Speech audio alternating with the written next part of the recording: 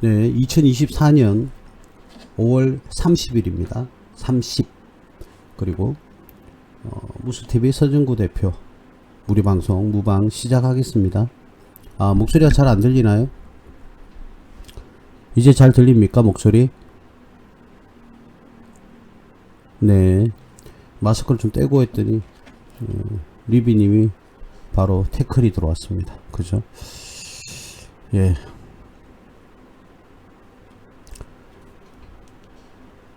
예. 방송 시작합니다. 자, 오늘 뭐 방송하기 전에 코스피 코스닥부터 한번 볼까요? 코스피 코스닥. 자, 코스피 코스닥이 오늘 코스피 같은 경우에는요 6.46포인트 0.77%가 내리는 그런 모습을 보였습니다. 제가 뭐 당분간 좀 내려갈 거라고 말씀을 드렸죠. 이건 코스닥이고요. 코스닥입니다. 죄송합니다. 자, 코스피도 보시면 41.86 1.56% 굉장히 많이 내렸죠. 갭을 발생시키면서 이렇게 많이 떨어졌고요. 코스닥도 역시 6.46 포인트 0.77% 내렸습니다. 뭐 코스피보다는 적게 내렸지만 코스피도 내렸고요. 코스닥도 이렇게 내렸습니다. 자, 코스피는 오늘 조금 많이 내렸죠. 그죠? 자, 그래서 조금 우리가 오늘 종목들은 대체적으로 다 떨어지는 그런 모습을 보여줬습니다. 자, 뭐 무조건적으로 뭐 내려가거나 무조건적으로 떨어지거나 뭐 그러지는 않습니다. 뭐 시간이 좀 지나면 다시금 반등하고요. 주가는 오르고 내리면 반복하니까 1회 1, 2비 하지 마시고 또 부안해동 하지 마시고 여러분들의 신념을 가지고 투자를 하셔야 됩니다. 그죠? 신념을 가지고 투자를 하셔야 된다. 그래서 뭐 정권사가 이야기하던 또는 뭐 많은 유튜브를 방송하시는 분 말을 듣던 제일 중요한 것은 여러분들의 신념입니다. 그 사람들 말에 휘둘리지 마시고 여러분들의 신념을 가지고 여러분들의 생각을 가지고 투자를 하셔야 되고요. 주식 투자는 그 누구도 책임져 주지 않아요. 모든 게 본인 책임입니다. 그래서 열심히 공부를 하셔서 여러분들도 나름대로의 투자 기법과 그리고 여러분들의 신념을 잘 만들어 나가셔 가지고요 성공 투자를 하셔야 되는 건 더 이상 말할 필요도 없습니다. 요즘 2차전지 때문에 말을 많이 하죠. 제가 분명히 말씀드렸습니다. 2차전지가 반등은 하겠지만 예전처럼 그렇게까지 상승하기는 힘듭니다. 여러분, 쉽지가 않아요. 최소한 2차전지가 주가가 상승을 하려면 우리 상식적으로 좀 생각을 한번 해보자고요. 일반적으로 뭐 우리가 전기 자동차를 한번 이야기를 해보면요, 전기 자동차는 가격이 비쌉니다. 일단은. 그리고 지금은 경제 상황이 안 좋아요. 물론 자동차를 구입하시는 분 당연히 있겠죠. 그리고 뭐 미국 수출량이 어마어마하게 증가해서 현대차를 한번 볼까요? 현대차 같은 경우에는 뭐 주가가 많이 상승했던 그런 실적을 보였어요. 그죠? 올해도 굉장히 많이 상승했잖아요. 그죠? 자, 근데 이게 우리 가요 내수 때문이냐 아니면 수출 물량 때문인가, 그걸 여러분들 잘 판단을 하셔야 됩니다. 우리나라의 지금 경제상이 그렇게 좋은 건 아닙니다. 그죠? 한마디로 말하면 뭐 다른 나라에 비해서 미국은 뭐 경제 상태가 뭐 괜찮다라고 말할 수 있는 정도지만 그 외의 나라는 다들 힘들어요. 지금 중국 같은 경우에는 젊은 그 청년들이 굉장히 뭐 어려움을 겪고 있는, 물론 뭐 청년뿐만 아니라 중장년층들도 굉장히 힘들겠지만 경제상이 굉장히 안 좋습니다. 우리나라도 그렇게 녹록치 않은 그런 상황이에요. 자, 그런 상황에서 자동차를 구입하거나 바꾸거나 하기에는 좀 무리가 있겠죠. 그죠? 자, 어쨌든 이 2차 전지주도 가려고 그러면은 어쨌든 간에 반드시 소비 경제가 살아나야 됩니다. 소비 경제가 살아나지 않는 한은 2차 전지가 뭐 예전처럼 우리 그 에코프로였나요? 에코프로? 뭐 이거였나요? 자, 그렇게 얘기를 말씀드려요. 이거는 뭐 액면 분할을 했기 때문에 단가가 이렇게 지금 약해졌죠. 이왕에 떨어질 거니까, 주가가 이왕에 떨어질 거기 때문에 그 기업에서는 그냥 액면 분할을 하는 겁니다. 이왕에 떨어질 거니까. 그러니까 수량이라도 기존의 주주들이 많이 가지고 있어라. 그러면 거기에 대한 뭐 주주들이 불만이 줄어들 것이다. 다들 그런 의도로 액면 분할을 하지 않습니까? 우리 예전에 2020년도 3월 이후에 마스크라든지 백신이라든지 코로나 관련주로 해서 엄청 상승을 많이 했던 기업들이, 바이오 기업들 중에서 굉장히 많이 액면 분할을 했죠. 자기들도 아는 거예요. 어차피 주가는 다시 제자리로 돌아간다. 기대감으로 상승을 했지만 실적을 동반한 기업은 거의 없죠. 그죠? 전부 다 테마 때문에 다 상승을 했다가 다시금 제자리로 돌아가는 거예요. 그럼 이왕 올랐을 때 액면 분할을 해서 기준 주주들에게 주식 지분을 많이 가져다 주는 그런 결과를 초래하게 되는 겁니다. 그래서 제가 분명히 말씀드리는데 지금 2차전지 뭐 에코프로라든지 많잖아요. 그죠? 뭐 저는 뭐 개인적으로 2차전지 관련주는 뭐 진행을 하지 않습니다. 재미도 없고요.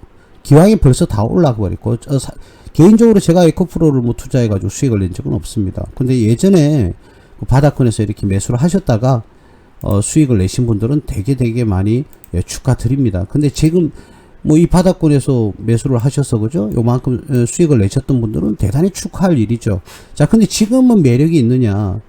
오늘도 보니까 제가 잠시 검색을 해보니까 많은 분들이 2차전지 뭐 전문가라는 셈 치고 말씀들을 하시는데요. 본인이 그렇게 생각을 하시면 그냥 본인이 그렇게 투자를 하세요. 자꾸 이 개미 투자자님들, 개인 투자자님들 피해를 양산시키지 마시고, 아니 확실하게 물론 뭐 그분도 신이 아니기 때문에 자기 소신 발언할 수 있습니다. 그건 당연한 겁니다.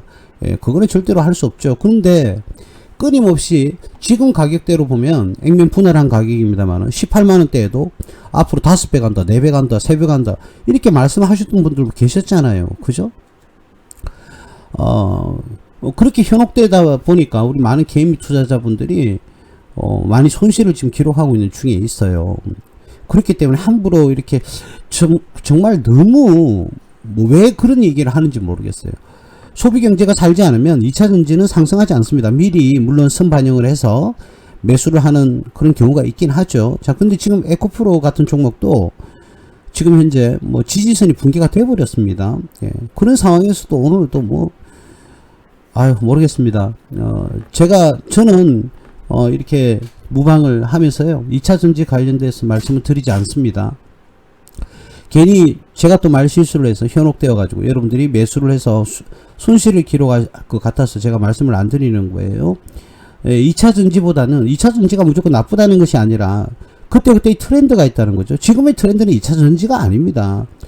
향후에 뭐 로봇도 있을 수가 있겠고요. 그리고 뭐 요즘은 뭐 원전 관련도 있을 수 있을 것이고요. 반도체는 뺄 수가 없고요. 그리고 우주항공, 제가 한국항공우주 얼마나 많은 이야기를 했습니까? 앞에 유튜브에서도 엄청나게 많이 말을 했지 않습니까?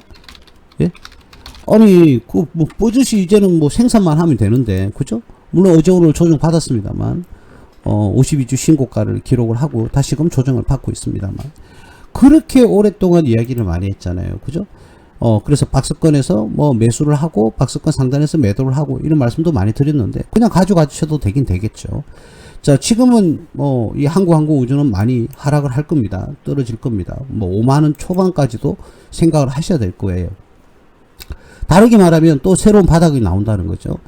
자, 그래서 2030년도까지 KF21 그리고 FA50의 업그레이드 버전 이런 얘기를 말씀드렸지 않습니까? 그러니까 뻔하게 당연히 이 기업은 수혜를 받을 수밖에 없는 그런 기업들이 많은데 끝까지 2차전지 끝까지 2차전지 아니 나 그분들한테 한번 여쭤보고 싶어요. 분명히 에코프로가 120만원 할 때 액면 분할하기 전에 120만원 할 때 앞으로 5배 10배 더 간다 20배 더 간다 심하면 그렇게 말씀하셨던 분 거기에 대한 책임 지실 수 있나요? 본인의 생각은 뭐 이해는 갑니다만 그런 불특정 다수 그런 영상을 보고 불특정 다수의 개미 투자자들이 투자를 해서 피해를 엄청 양산시키고 있지 않습니까? 예, 그런 부분에 대해서는 자, 그리고요 물론 뭐 주식 투자는 반드시 선반영을 합니다. 그래서 미래의 성장 가능성을 가지고 투자를 하는 게 맞는데 제가 말씀드리고 싶은 것은 자 봅시다. 올해 1, 4분기도 이렇게 손실이 에코프로의 종목이 이렇게 나왔고요. 뭐 다른 종목 많지만 그냥 에코프로 가지고 갈게요.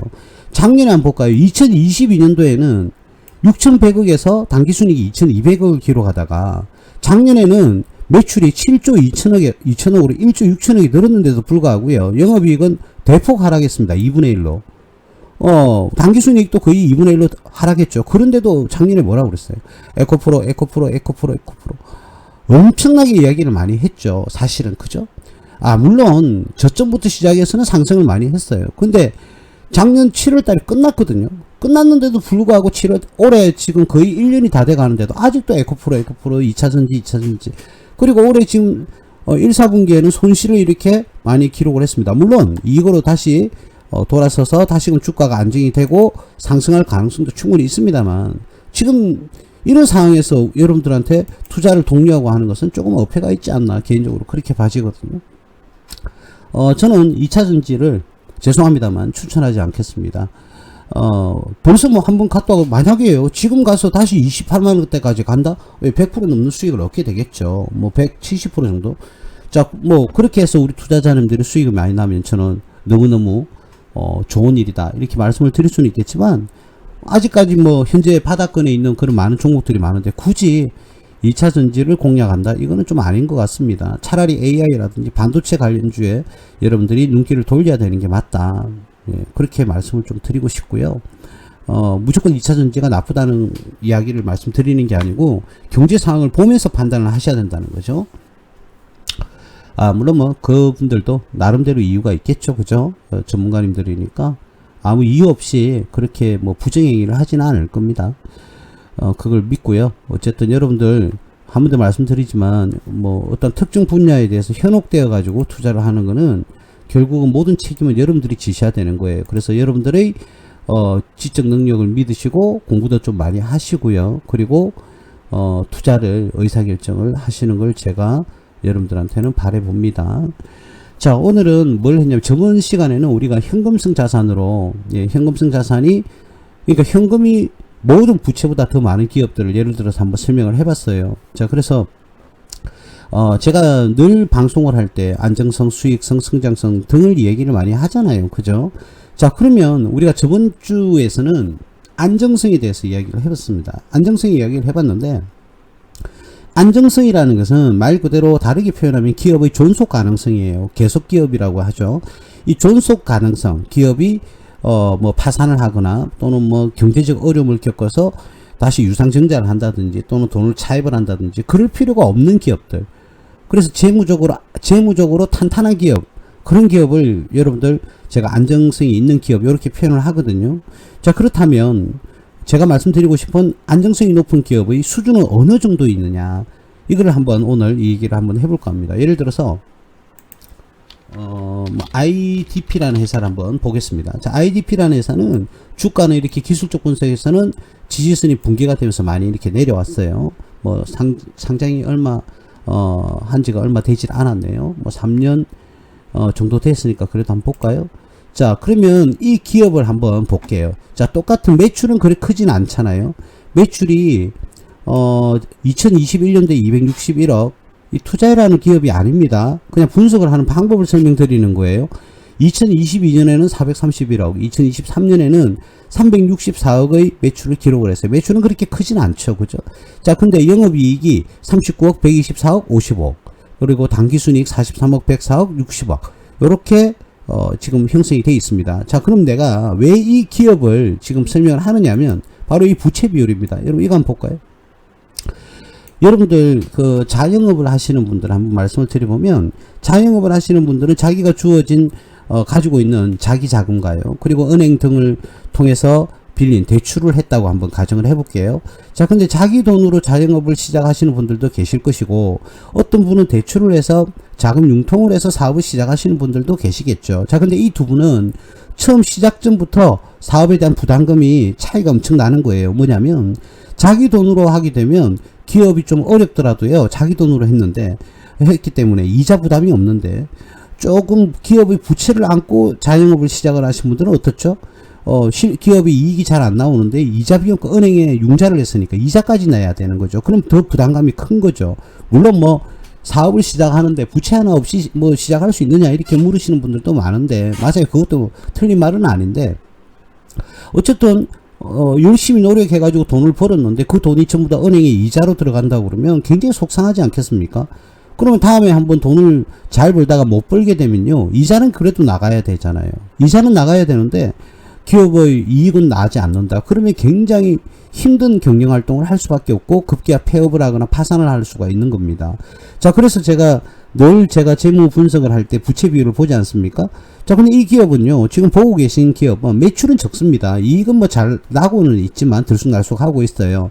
근데 제가 보고자 하는 건 바로 이 부채 비율이거든요. 오늘 봐야 될 것이 부채 비율과 유동 비율인데, 이 부채 비율이요, 빚이요, 4.76밖에 없어요. 빚이 4.76% 밖에 안 됩니다. 부채가 자산 570억 중에서, 자산 요 570억 중에서 빚이 26억 밖에 없어요. 그러면, 물론 이 빚도 외상으로 뭘 구입했다든지, 그런 경우에는 이자를 동반하지도 않습니다. 은행에 차입금이라든지 뭐 사채를 썼다든지 뭐 그런 경우에는 이자가 나가야 되겠죠. 자, 그런데 부채가 계속적으로 이렇게 감소하는 모습을 보여줘요. 그래서 자산은 570억인데 부채가 26억인 거예요. 그러면 굉장히 부채 비율이 작죠. 부채는 빚이니까 적을수록 좋다. 그럼 4.76%다.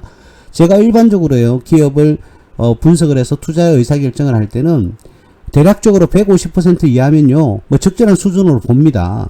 근데 많은 분들은 그렇게 많아서 되느냐 이렇게 얘기를 하시는데, 그 정도는 뭐 경제 상황에 따라 좀 다르겠지만요, 충분히 용인할 수 있어요. 사실은 뭐 건설업 같은 경우에는 200%까지도 제가 이 정도는 PF 대출이 있을 거니까 당연히 이해를 할 수도 있는 거고요. 업종마다 좀 차이는 있습니다. 자, 근데 이 기업은 4.76이에요. 그러면 벌은 돈을 은행에 꼬박꼬박 갖다 바칠 이유가 없다는 거죠. 거의. 그죠? 그래서 이 기업은 은행에 납부해야 될 이자가 없거나 적거나 둘 중에 하나이기 때문에 경영활동함에 있어서 굉장히 어떻게 해요? 유리한 조건 속에서 경제활동을 한다. 이렇게 보시면 되겠죠.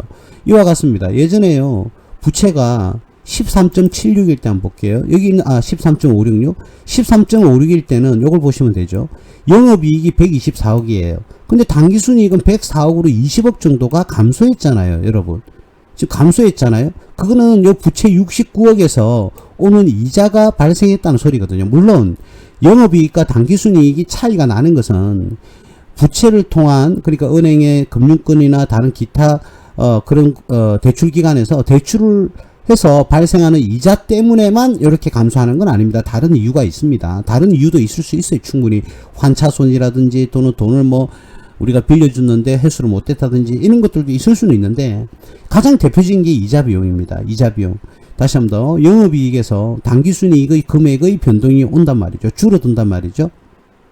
이런 경우에는 다른 이유도 있지만 대부분이 은행에 대한 이자란 말이에요. 은행에 대한 이자. 그러면 은행에 대한 이자가 되려면 부채가 있어야겠죠. 이게 부채가 69억이 있습니다. 69억이 있는 상황에서 어떻게 해요? 이자가 나갔을 가능성이 굉장히 높다는 거죠. 자, 그런데 그 다음 연도를 보면요, 영업이익이 55억인데 당기순이익은 오히려 5억이 더 늘었어요. 자, 그랬더니 알고 봤더니 부채가 26억으로 줄었습니다. 그러면 이 은행에서 대출한 금액이 26억이 어떤 금액인지는 나중에 확인을 해봐야 되겠지만, 어쨌든 부채가 줄었어요. 근데 69억도 뭐 은행 빚이었고, 요 26억도 은행의 빚이었다고 가정을 한번 해볼게요. 그러면 올해는 지급해야 될 이자가 대폭 줄었겠죠. 그러니까 아무래도 영업이익과 당기순이익의 차이는 적어질 수밖에 없는 겁니다. 그런데 여기서 당기순이익이 오히려 늘었어요. 그죠? 55억에서 60억이 늘었다. 자, 이런 경우에는 반대로 은행에 예입한 이런 우리 금융상품이 이자가 들어온다든지, 그죠? 들어온다든지 또는 환차익이 발생했다든지 뭐 이런 이유가 있을 수 있어요. 그래서 오히려 증가하는 경우는 부수적인 그런 이익을 또 갖게 되었다, 이렇게 표현을 할 수가 있는 거죠. 그래서 부채가 일단 줄어들면 영업이익과 당기순이익의 갭은 좁아지는 겁니다. 좁아지는 거죠. 그러니까 갭이 벌어지면 이자를 그만큼 많이 낸다는 거잖아요. 124억에서 104억 줄었다 20억? 그러면 20억이라는 갭이 생겼는데, 오히려 마이너스 20억이 생겼는데, 작년 같은 경우에는 영업이익이 55억에서 당기순이 60억으로 오히려 플러스가 되었어요. 마이너스도 아니고. 자, 이런 경우에는 반드시 부채의 변동이 올 확률이 높다, 이렇게 판단하시면 되겠습니다. 자, 이런 기업은 이자 나갈 돈이 없으니까 상대적으로 경영을 함에 있어서 굉장히 안정성을 가진다. 예, 이렇게 말씀을 드릴 수가 있는 거죠. 자, 그래서 오늘은 안정성을 먼저 지금 이야기를 하고 있는데, 경인전자인가요? 이 기업도 한번 볼까요? 자, 경인전자, 이 기업도 마찬가지죠. 매출은 그렇게 크지 않아요. 그죠? 한 번 더 말씀드립니다. 저번 무방과 오늘 무방은 종목을 추천하는 게 아닙니다. 제가 분석하는 것을 보여드리는 거죠. 여기 한번 볼까요? 부채가 2021년도에는 10.55%, 2022년도에는 6.91%, 그리고 작년 2023년에는 6.44%입니다. 그리고 올해 1, 4분기에는 5.83으로 이렇게 부채가 떨어지는 그런 모습을 보여주죠. 자, 여기 한번 볼까요? 영업이익보다, 일반적으로 영업이익보다 당기순이익이 줄어야 되는데 더 늘었어요. 작년에도 마찬가지죠. 2억에서 58억으로 늘었어요. 자, 이 같은 경우에는 이 자산 총계에서 예금 상품이 있다든지 투자 상품이 있다든지 또는 환차익이 발생했다든지 오히려 증가해 버렸습니다. 물론 영업이익이 많이 나고 당기순이익이 더 많이 나는 게 좋긴 하겠죠. 이 기업은 영업이익이 적기 때문에 비교적 투자할 만한 기업으로는 사실은 선뜻 손이 가지 않는 그런 기업인데 어쨌든 안정성은 갖췄다는 거죠. 그래서 총자산 751억 중에서 좀 지우고 깨끗하게 751억 중에서 부채는 45억 정도가 차지한다. 포메이션이. 자, 그래서 부채 비율은 더 떨어지고 있다. 자산이 더 늘었으니까요. 자, 이런 부분은 상당히 우리가 이 기업은 부채 비율이 적다 보니까 자산 대비 부채 금액이 작다 보니까 부채 비율이 떨어졌는데요. 이런 경우에는 우리가 실컷 번 돈을 은행에 고스란히 지급할 이유가 전혀 없다는 거죠. 자, 이런 식으로요. 이자 금액이 나오면 이자 금액은 영업이익이 나오면 그 이자를 어느 정도 탕감할 수 있느냐, 어느 정도 이자를 낼 수 있느냐, 1년 이자를, 그걸 우리는 일반적으로 이자 보상 비율이라고 하는데 어쨌든 이와 같은 기업 부채가 거의 이 부채도 사실은요 은행에서 융자한 차입금이 아닐 수도 있죠. 우리가 일반적으로 외상 매입금, 외상으로 물건을 원자재를 가져왔어요. 그 같은 경우는 어떤 경우가 있죠? 우리가 이자를 동반하지는 않습니다. 나중에 그냥 우리가 구입 대금만 갚으면 되죠. 그것도 부채인데 은행에서 돈 빌린 것도 부채예요. 근데 외상으로 어떤 물건을 구입한 부채는 이자를 동반하지 않고요. 은행에서 차입한 단기 차입금 또는 장기 차입금 등은 이자를 동반하게 되어 있습니다. 이자를. 그러면 어떻게 되죠? 질이 좀 나쁜 그 비용이라고 할 수가 있죠. 그죠? 질이 좀 나쁜 차입금이다. 이렇게 볼 수가 있는 겁니다. 그러니까 자, 일반적으로 또 이 부채는 거의다가 이 부채 안에는 퇴직급여 충당 부채는 포함이 돼야 되거든요. 직원들 지급해야 될 퇴직금. 그렇기 때문에 이 금액이 차입금이라 하더라도 전부 다가 차입금은 아니라는 거죠.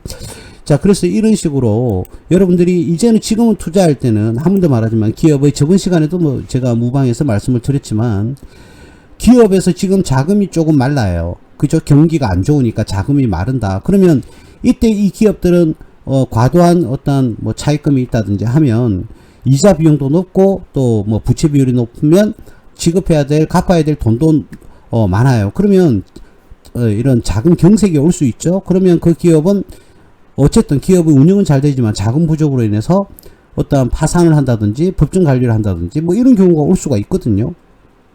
그러니까 위기가 올 수가 있는 거예요. 그래서 지금은 저번 시간과 더불어서 안정난 기업, 안정성이 있는 기업을 여러분들에게 분석하는 방법을 말씀을 드리는 겁니다. 저번 시간에는 어떤 거였죠? 우리가 정리를 하자면 현금이 우리가 보유하고 있는 기업의 현금이 모든 부채를 갚고도 남는다. 그러면 이 기업은 빚을 다 갚아도 돈이 남으니까 이 회사는 타 기업에 비해서는 안정성이 높다. 이렇게 말씀을 드렸지 않습니까? 그래서 저번 시간에는 현금을 가지고 먼저 말씀을 드렸고 오늘은 부채와 유동 비율을 보고 얘기를 할 건데 이 부채가 굉장히 낮다. 그러면은 이자를 동반하는 부채가 적겠죠. 그러면 은행에 지급하는 이자 비용이 낮으니까 기업은 안정된 경영 활동을 할 수가 있다. 이렇게 말씀을 드릴 수가 있는 겁니다.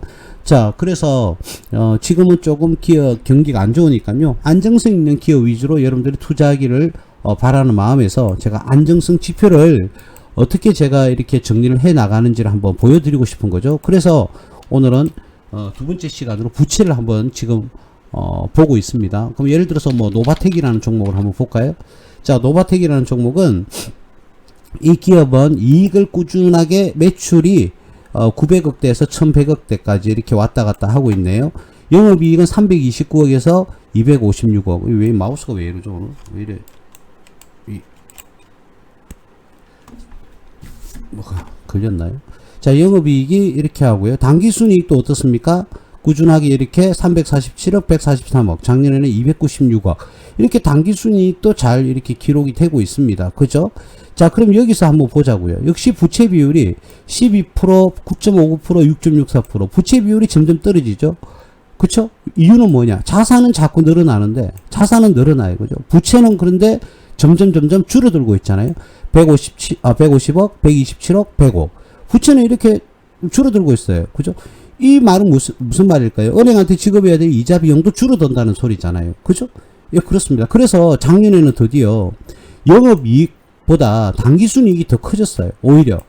근데 앞년도는 265억에서 143억으로 줄어들었잖아요. 그죠? 한 번 더 말씀드립니다. 영업이익에서 이와 같이 당기순이익으로 줄어드는 것은 비단 이자 비용뿐만 아니라 환차손이 있다든지 또는 차입의 금전 차입에 따른 대여에 따른 상각이라든지 즉 돈을 띄인 거죠.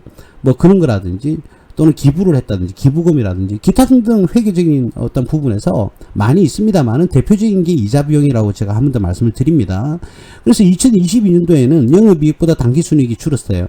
근데 작년은 256억으로 영업이익이 발생했지만 당기순이익은 296억으로 오히려 더 늘었어요. 그죠? 자, 이런 경우에는 더욱더 기업은 안정성을 가질 수 있다. 자, 이렇게 느는 이유는 한 번 더 말씀드리지만 부채 비율이 떨어진다. 부채 비율이 떨어지려면 자산이 늘거나 부채가 이런 식으로 줄어들어야 돼요. 예, 이런 식으로. 그러면 부채 비율은 떨어질 수밖에 없어요. 부채 비율은 말 그대로 남한테 갚아야 될 비율입니다. 낮을수록 좋은 거겠죠. 그죠? 자, 그리고 이 기업은 ROA와 ROE도요, 상당히 좋아지는 그런 모습을 지금 보여주고 있습니다. 그죠? 자, 올해는 어떻게 될지는 모르겠습니다만, 좋아지는 그런 모습을, 보여주고 있어요. 그러면 이런 기업은, 굉장히 안정성을 가지고 있다. 우리가 이렇게 얘기를 할 수가 있는 겁니다. 벌써 지금 주가는 뭐 요 정도로 와 있는데요. 이 기업은 뭘 제조하는지 한번 볼까요? 뭘 제조하는지 보냐면, 뭐 히토류, 금속계, 자석, 뭐 이렇게 네오디움, 네오디움 관련주, 뭐 이렇게 나오네요. 그리고 뭐 전기자동차, 환경에너지 분야, 풍력발전기 등 광범위하게 사용되는 대체불가 강력 자석으로 동사의 주요 제품이다. 뭐 자석인 것 같네요. 어쨌든.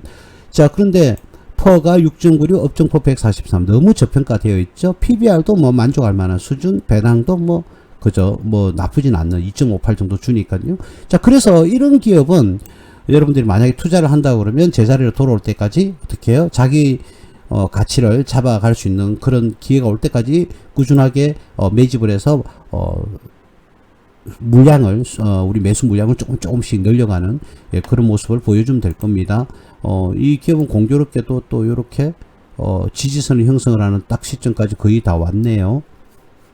뭐 어떻게 보면 뭐 내일이나 다음 주 중에는 매수 타임이 되겠죠. 자, 그래요. 뭐 공교롭게도 보여서 제가 말씀을 조금 드려봤습니다. 자, 어쨌든 뭐 여러 오늘 말씀드리는 이유는 그 기업의 부채성이, 부채 비율이 과연 높으냐 낮으냐 여기에 따라서 기업의 안정성이 조금 달라진다. 그래서 제가 지금 그런 차원에서 기업을 접근을 한번 해보고 있는 그런 중입니다. 자, 그리고 뭐 한번 뭐 한 종목 정도 더 한번 볼까요? 뭐를 볼까요? 좀 우스운 좀 특이한 회사가 있더라고요. 마녀공장이라고 있더라고요. 회사 이름이 마녀공장. 예. 좀 관련 있는 사람들이 있겠죠. 여기에서도. 자, 여기 지지선 이하로 떨어졌다가 다시 반등을 해서 올라가는데 이름이 좀 웃기지 않습니까? 마녀공장. 왜 이렇게 지었을까? 마녀공장. 마녀공장. 예. 좀 뜨끔하신 분 계시죠? 예, 마녀공장. 배신자의 말로 마녀공장. 뭐 리비 같은 분, 예, 그런 분들이 여기에 해당할 수 있겠죠. 예. 자, 마녀공장을 한번 볼게요. 화학 관련주입니다. 유명합니까? 네, 회사가 상호가 너무 웃기잖아요. 마녀공장. 예. 혹시 여기에서 일하시는 분들은 빗자루 타고 일을 하시나요? 썰렁했습니다. 죄송합니다. 예, 지양하겠습니다. 볼까요? 매출이 이런 기업은 상당히 우리가 좀 뭐 접근하기가 어렵지 않죠. 쉽죠. 2021년도부터 올해 예상치까지 나와 있는데 이 예상치, 올해 예상치는요, 무조건 맞을 수는 없어요. 말 그대로 진짜 예상치예요. 그런데 아무래도 상장기업이다 보니까 상장기업이 아무 의미 없이, 아무래도 의미 없이, 이걸 자기들 마음대로 이렇게 올리지는 않거든요. 보면, 그러면 매출액부터 한번 보면요, 매출액이 626억에서 1018억, 그리고 작년에는 1050억, 올해는 1400억 정도로 예상하고 있습니다. 예, 뭐 화학이니까 당연히 뭐 화장품과도 관련이 있을 것 같은데요. 영업이익도 마찬가지입니다. 177억, 240억, 159억, 272억. 자, 이렇게 증가했고, 당기순이익도 마찬가지입니다. 142억, 173억, 116억. 근데 올해는 200억대를 돌파하는 그런 예상을 지금 하고 있습니다. 예, 그렇게 보고 있죠. 자, 그런데요. 아까 똑같이 볼게요. 부채 비율 한번 보세요. 자, 부채 비율이 2021년도 20.06에서, 그 다음 20.40, 그 다음, 작년에는 8.68, 그리고 올해는 9.75, 뭐 작년보다 조금 오르는 그런 수준인데, 어쨌든, 부채 비율이 10%도 안 돼요, 지금. 부채 총계가 120억 정도를 예상을 하고 있고요. 근데 올해 연말 자산은 1300억 정도로 생각을 하고 있습니다. 예, 그러면 이런 회사를 우리가 걱정할 이유는 전혀 없는 거죠. 그죠? 뭐, 기업 자체가요, 단단합니다. 그러면 이 기업은 성장을 통해서요, 이익만 잘 내주면 이런 기업은 그냥 야금야금 사모아가지고요, 여러분들 재산 증식하는데 너무너무 쉬운 종목이죠. 유보율 한번 보세요, 여러분들. 어마어마하게 유보율이 이렇게 증가하는 그런 모습을 여러분들이 보여주고 있습니다. 물론 뭐 65,406%, 이 같은 경우에는 뭐 배당으로 인해서 이렇게 줄었는지는 잘 모르겠어요. 이 기업을 제가 계속 지켜봐갖고 분석한 건 아니니까. 자, 근데 어쨌든 부채 비율이 10%도 안 됩니다. 한 번 더 말씀드릴게요. 기업의 총 부채가 지금 들어가시면 안 되죠. 지금은 제가 지금 들어가라고 종목을 하는 게 아니고 재밌어서 이 종목을 한번 얘기를 해보는 겁니다. 제가 매수해라는 말씀 안 드렸습니다, 여러분. 오해하지 마시고. 자, 어쨌든 올해는 실적도 좀 잘 나올 것 같다고 이렇게 예측을 지금 하고 있는데, 올해 지금 이제 1, 4분기의 실적을 보니까요, 예상되는 실적과 비교를 해보면 딱 이대로 나올 것 같아요. 그리고요, 2, 4분기 예상치가 나왔는데 이렇게 나왔어요. 자, 이대로 가면 진짜 기업이 예상하는 대로 나올 것 같아요, 지금. 자, 근데 뭐 나중에 지켜봐야 되겠죠. 우리가 100% 믿을 수는 없으니까.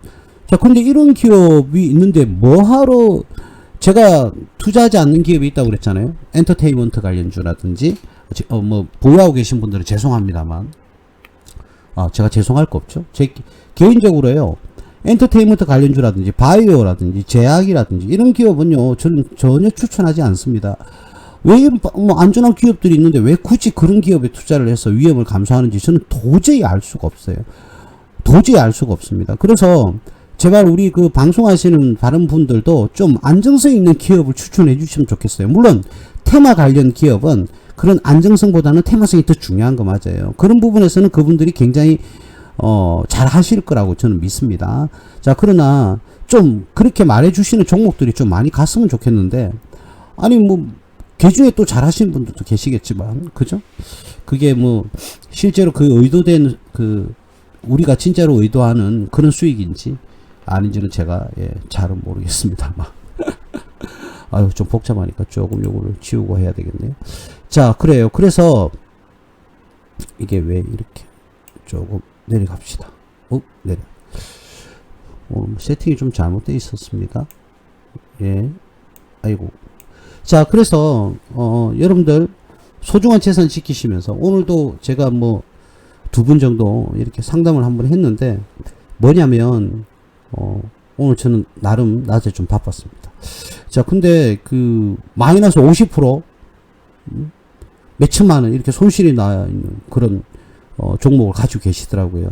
역시나 아니었다 할까, 바이오라든지 뭐 제약 관련주입니다. 그런 기업은 여러분들 정말 신약 개발에 성공해서 인류에 그죠, 기여를 하는 그런 기업이 나온다면 정말 훌륭한 기업입니다. 너무너무 훌륭한 기업이죠. 근데 확률적으로요, 대다수의 기업들이요, 그런 신약 개발 성공도 하기도 쉽지는 않지만 재무적인 그런 안정성 거의 제로에 가깝습니다.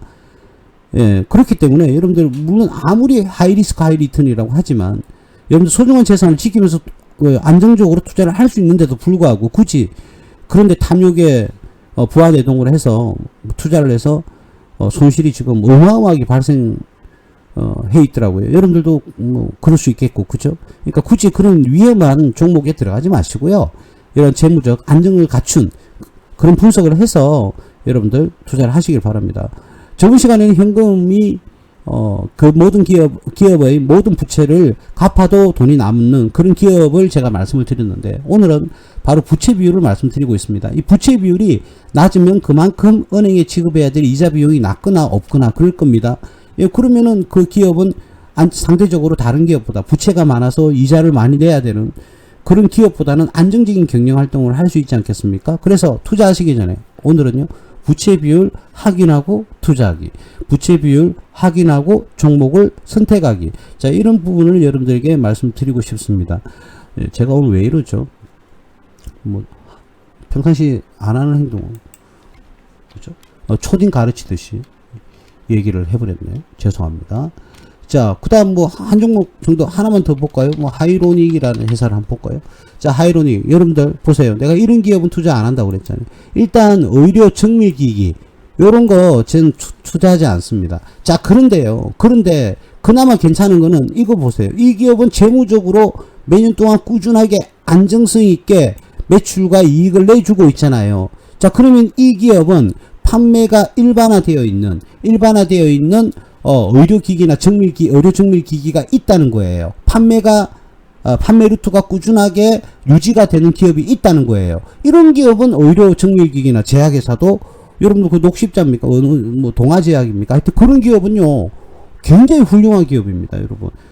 그러니까 우리 뭐 예를 들어서 뭐 제 자리에도 지금 있는데 동아제약, 바카스네요. 바카스 유명하잖아요, 여러분.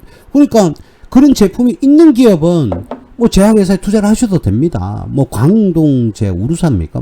뭐 제가 광고하는 건 아니고요. 그런 전문적인 판매 약품이 일반적으로 약국에서 판매가 되거나 병원에서 늘 치료제로 사용하는 그런 약품을 만들어서 공급하고 있는 회사는 괜찮아요, 여러분. 그건 괜찮습니다. 그런데 대부분이 우리가 한탕을 노리잖아요, 그죠? 신약 개발에 성공한 뭐 예를 들어서 뭐 알츠하이머라든지 파킨슨병. 자, 이런 병은 정말 빨리 치료제가 나왔으면 좋겠어요. 백혈병이라든지. 정말로요. 너무너무 고통스럽게 사시니까 너무너무 가슴이 짠합니다. 마음이 아파요. 그런 약을 개발하는 회사는 정말 좀 성공했으면 좋겠어요. 그래서 주가도 뭐 10배, 20배가 아니고 100배가 가더라도, 제가 없더라도 진짜 박수를 보낼 수가 있는데, 그러기에는 너무 리스크가 커요, 여러분. 그래서 훌륭한 회사들이 굉장히 많다. 그러나 그 기업들이 그 성공하기에는 너무 시간도 오래 걸리지만, 성공한도 보장도 없지만, 좀 뭐 그렇다고 해서 제가 투자를 권유하지 않는다고 해서 여러분들 무조건 다 팔아라 이런 말씀을 드리는 건 아닌데, 아무래도 또 좀 나쁜 분들도 계시잖아요, 개 중에. 그죠? 기업은 뭐 약 개발이라든지 어떤 의료 장비라든지 이런 걸 개발한다고 해놓고요, 기업은 자꾸 손실 나고 있는데 자기는 연봉을 100억씩 받아가는, 뉴스에도 나왔지 않습니까? 그런 말도 안 되는 기업들도 많이 포함이 되어 있다 보니까 저는 정말 싫습니다, 그런 게. 자, 그래서 이 기업을 계속 이야기하면, 이 기업은 볼까요? 부채 비율은 역시 뭐 12.21을 기록 예측을 하고 있네요, 올해 연말에는. 자, 이 정도면 굉장히 양호한 수준이죠.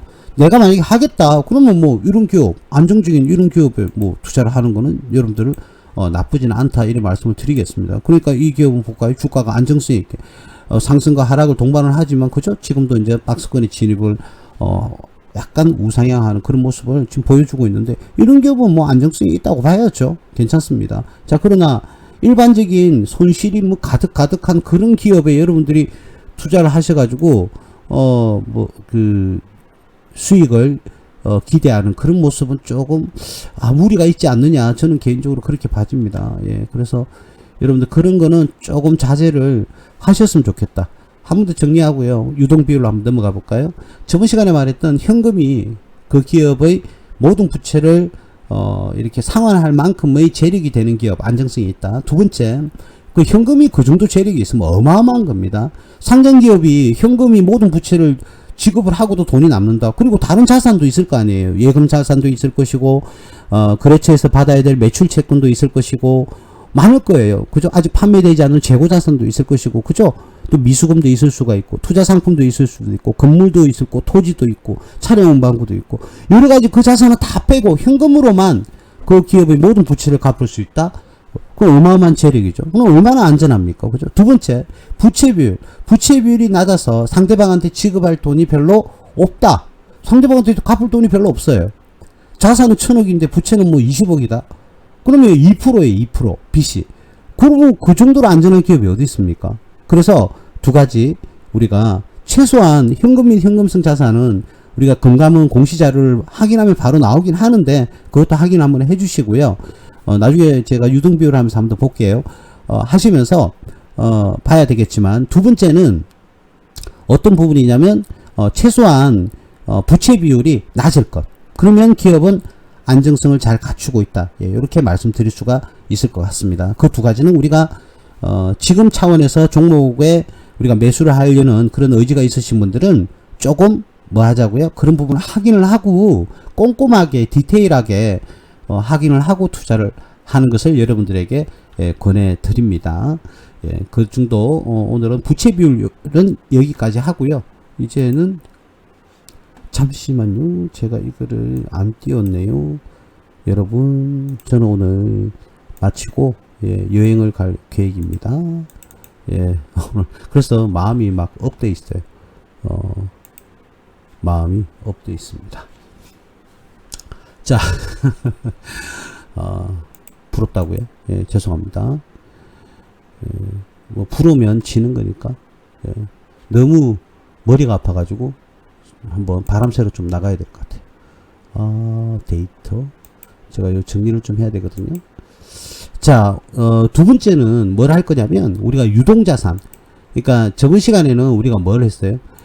현금이 그 부채보다 총 부채보다 더 많은 기업을 말씀을 드렸잖아요. 근데 사실은 그런 기업은 어마어마하죠. 어마어마해요. 어마어마한데 그 말고 유동자산이, 그러니까 유동자산이라는 것은 1년 이내 현금화 할 수 있는 자산을 일반적으로 유동자산이라고 하는데 거의 뭐 현금화하기가 쉬운 자산입니다. 그게 바로 유동자산이거든요. 그 안에 현금도 포함이 되어 있겠죠. 근데 저번 시간에 너무 심했어요. 유동자산도 아니고 그 안에 포함되어 있는 현금만 가지고도 부채를 다 갚을 수 있는 기업을 리스트업을 했습니다. 그죠? 자, 그런데 그건 진짜 대단한 기업이고요. 정말 대단한 기업입니다. 엄청 많았어요. 그죠? 엄청 많았는데 제가 리스트업을 해보니까 대략 한 대한민국에는 한 60개 업체가요. 상장 기업 중에서 60개 업체가 현금을 가지고도 부채를 다 갚을 수 있는 그런 기업들이었어요. 자, 근데 그게 좀 심하다 보니까 제가 유동자산, 이제는 뭐 조금 범위를 넓혀서 현금은 아니더라도 재고자산이라든지 은행의 금융자산이라든지 또는 받을 매출채권이라든지, 그죠? 이런 것들을 다 포함을 해서 부채보다 많은 기업. 예, 요걸 한번 얘기를 한번 해 보려고 합니다. 근데요, 아이러니컬하게 여러분 대표적으로 뭐냐면 HD, 예, 한국조선해양이라는 회사가 있죠. 자, 이 기업은 물론 뭐 다른 조금 조선업이니까 좀 다른 차원에서 접근을 하긴 해야 되는데 HD 한국조선해양이라는 회사를 한번 볼까요? 자, 일단 재무제표부터 한번 볼게요. 재무제표를 봤더니 작년에는 21조 2천억, 근데 올해는 24조 2천억 정도를 매출할 것으로 예상을 하는데 작년은 2,800억인데 이제 고정비 비율 범위를 초과해 버리니까 올해는 1조 원 정도 이익을 영업이익을 예상하고 있고요. 당기순이익은 1,449억이었는데 올해는 8천억 정도를 예상하고 있습니다. 8천억 정도. 그런데 이 보세요. 이 기업은 조금 전에 말했듯이 부채 비율이 굉장히 높습니다. 이렇게 부채 비율이, 이 기업은요, 기업군은 높을 수밖에 없죠. 왜냐하면 조선업은요, 인프라가 많아야 돼요. 땅도 있어야 되죠. 뭐랍니까, 그 크레인 시설도 있어야 되죠. 또 제반 시설들이 굉장히 많이 필요한 겁니다. 그래서 이러한 돈을 우리는 은행 등을 통해서, 그죠? 또는 뭐 사채를 발행했다든지 이런 걸 통해서 자금을 확보해서 너무너무 크니까 범위가, 그죠? 시설 자금이라든지 이런 사업을 설립하는 게 굉장히 어려우니까요. 돈이 너무 많이 들어가니까 부채 비율이 높을 수밖에 없다. 그럼 158.82 정도는 괜찮습니다. 건설업은 200, 300, 400 넘어가는 기업들도 많아요, 여러분. 그래서 조선업은 이것도 상식적으로 기억을 하나 하시려면, 조선업과 건설업은 상대적으로 다른 업종에 비해서 부채 비율이 월등히 높다라는 거. 요거는 여러분 상식적으로 조금 기억을 하시길 바랍니다. 자, 근데 이 기업은, 그리고 부채 비율은 요 정도 높은데, 어떤 부분을 이야기를 제가 하고 싶냐면, 바로 금감원 공시자료를 한번 보도록 하겠습니다. 금감원 공시자료를 보면, 어디 갔죠? 이게 뭐, 분기보고서가 아직 뭐 안 나왔네요. 뭐 안 나올 리가 없죠. 아, 4월달 공급치약 요건가요? 요거도 여기 있네요. 제가 못 찾았는데 찾았습니다. 자, 연결 재무 상태표입니다. 연결 재무 상태표를 보면 어떤 부분을 말하고 싶냐면, 저번 시간에는 우리가 이게 왜 이래 안 내려오니? 예. 보면 이 현금성 자산. 자, 일단 부채부터 한번 확인해 볼까요? 자, 이 기업의 총 부채는요, 199억이에요. 이게 보시면 199억입니다. 부채 총계가. 예, 199억으로 나옵니다. 그죠? 199억으로 나오는데, 이 기업의, 현금만 현금은 36억이에요. 36억. 금융자산은 9억 8천이고요. 근데 받을 돈이, 14억. 그러니까 36, 14억이죠. 그리고 계약자산 69억, 22억. 그래서 제가 보고자 하는 것은 오늘은 현금이 아니라 어떤 부분이냐면 여기에 있는 유동자산의 합계를 보겠다는 겁니다. 유동자산. 이게 이 밑으로가 전부 다 여기까지가 유동자산이거든요. 여기까지가 전부 다 유동자산인데, 여기까지가 유동자산인데, 요 유동자산의 합이 178억 정도 되잖아요. 지금 이제 178억. 그러면 이 유동자산 밑에 있는 비유동자산은 빼고요. 요거는 빼고, 요거는 빼고요. 여기 유형자산 보면 105억 정도 있죠. 그죠? 이걸 빼고 요것만 본다는 거죠. 요것만. 예, 요것만 보더라도 부채를 다 차감할 수 있는 정도가 된다 하면 안정성이 있는 기업이다. 이렇게 보시면 되는 겁니다. 다시 하면 돼요. 저번 시간에는 이 현금이었죠. 이 현금이 모든 부채를 다 갚을 수 있는 기업, 더 월등한 기업들이었죠. 저번 방송 때가. 근데 일반적으로 그거는 대한민국의 62개 업체만 확인이 됐어요. 확인이 되었는데, 이 기업들 같은 경우에는 뭐냐면, 유동자산이 모든 부채를 다 갚을 수 있을 정도의, 능력이 된다 하더라도 기업은 안전하단 말이에요. 안전한 기업이에요. 그래서 너무 범위를 제가 그렇게 해버리니까, 여러분들 범위가 너무 축소가 되니까, 제가, 이걸 다시 한 번 더 이야기하는 겁니다. 한 번 더 정리할까요? 여기에 있는 뭐가요? 유동자산 합계 금액이 뭐보다 클 때요? 총 부채보다 여기 있는 부채보다 클 때도 충분히 이 기업은 안정성을 가지고 있다. 이렇게 말을 할 수 있는 겁니다. 아시겠죠? 예, 안정성이 있다. 예, 이렇게 말씀을 드리는 거죠. 그래서 범위를 조금 여러분들 확정을 한번 시켜봤습니다. 그래서 이 기업은 뭐 나름 굉장히 좀 많이 있습니다. 많이 있는데 현금이 부채보다 더 많은 그런 기업도 있고요. 더 많은 기업도 있고, 지금 1분기가 진행이 됐기 때문에 작년 기준으로 제가 데이터를 리서치를 뽑아냈는데, 지금 1분기다 보니까 금액이 좀 바뀌었네요. 금액이 좀 바뀌었어요. 그러면 뭐 작년에 그 재무제표를 보면 되겠죠. 이거 한번 볼까요? 작년에는 어땠는지. 자, 한번 사업보고서 작년 기준 한번 볼까요? 이게 작년 기준인데, 연결 재무상태표를 보면 유동자산이 177억으로 이렇게 나와 있습니다. 177억인데 부채가 이것도 좀 바뀌었는데 198억 정도 이렇게 있네요. 그죠? 198억 정도 있고, 유동자산은 177억 정도 있네요. 조금 부족한 금액이었네요. 여기는 근데 제가 데이터를 뽑을 때 조금 에러가 있었던 것 같기는 합니다. 유동자산에서 총부채를 뺀 금액이 이 데이터가 아니었는데, 자, 어쨌든 이렇게 유동자산이 총부채를 차감하고도 충분히 돈이 남는다, 더 크다, 또는 충분히 세이브할 수 있다. 자, 이런 기업이라면 여러분들이 투자하는 데서 크게 걱정을 안 하셔도 된다. 안정성을 가지고 있다. 예, 이렇게 말씀드릴 수가 있겠습니다. 자, 롯데정밀화학은 저번 시간에 봤으니까요. ST 바이오 기업이네요. 자, 에코프로모틴 일성 IS라고 되어 있네요. 일성 IS. 자, 일성 IS. 이것도 의약품이네. 이것도 뺄게요. 의약 그런 거. 자, 한미반도체 한번 볼까요? 한미반도체. 자, 한미반도체의 일단 여기 있는 재무제표를 한번 보면, 한미반도체가 주가가 어떻게 해서 이렇게까지 계속 올라왔느냐. 당연하죠. 보세요. 작년에 매출이 1,590억에서 올해는 5,600억을 예상하고 있고요. 영업이익은 340억에서 2,100억. 어마어마하게 오르죠. 당기순이익은 어떻습니까? 오히려 지금 약간 떨어지는 그런 모습을 보여주고 있습니다. 이 말은 영업이익에서 당기순이익이 떨어진다? 300억 정도가? 그러면 아무래도 뭐가 있다는 거죠. 이 부채 안에는 부채가 늘었죠. 작년 1,500억보다 올해는 2,700억으로 대략 1,200억 정도 늘 것으로 예상을 지금 하고 있잖아요. 예, 그러니까 부채 비율이 뭐 40%도 안 되는 그런 수준이지만 이자 비용이 늘어났다는 소리입니다. 이자 비용이. 자, 늘어났다는 그런 수준이겠죠. 자, 그러면 이 기업의 안정성은 어떻게 보느냐. 이것만 봐도 충분히 안전은 하는데요. 금감원 공시 자료를 작년 기준으로 한번 볼까요?